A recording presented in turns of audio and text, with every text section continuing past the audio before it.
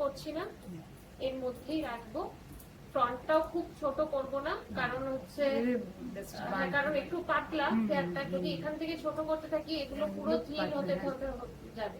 হ্যাঁ, আর কালারটা যেটা করবেন বলছেন গ্লোবাল উইথ হাইলাইটস কালার, ওটা একটু মানে সোভার কালার, যেটা খুব লাউড, খুব যে হেভি, মানে খুব যে বোঝার উগ্র রাখুন। আচ্ছা, ওই ধরনের একটা কালার। ঠিক আছে।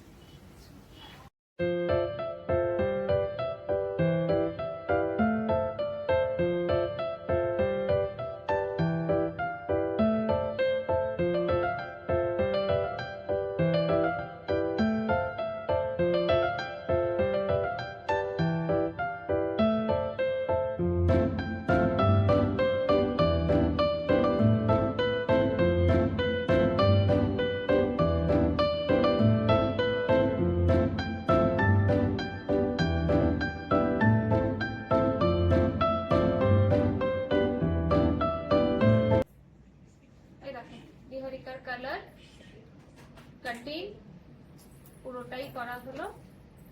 আগের হেয়ারটাও দেখিয়েছিলাম, এখনের হেয়ারটাও দেখাচ্ছি। এটা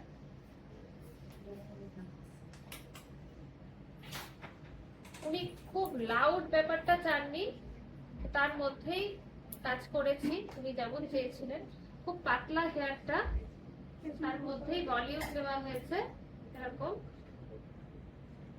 এবার হোম কেয়ারের উপর নির্ভর করবে কালারটা কতদিন টেকসই হবে আর হেয়ারটা কেমন থাকবে।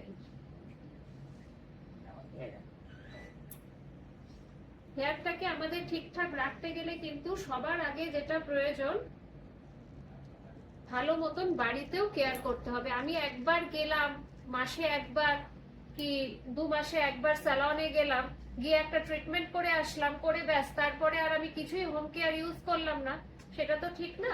তোমার ঠিকঠাক রাখতে গেলে হেয়ার স্যালনেও যেমন ট্রিটমেন্ট করতে হবে, সেরকম বাড়িতেও হোম কেয়ার ইউজ করতে হবে।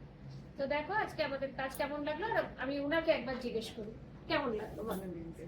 ঠিক আছে, তোমার মানে যে এটা ছিল যে অনেকটা লাউড যাতে না হয়। ঠিক আছে, ভালো লেগেছে। Thank you. এবার ব্যাকটা আমি একটু দেখ।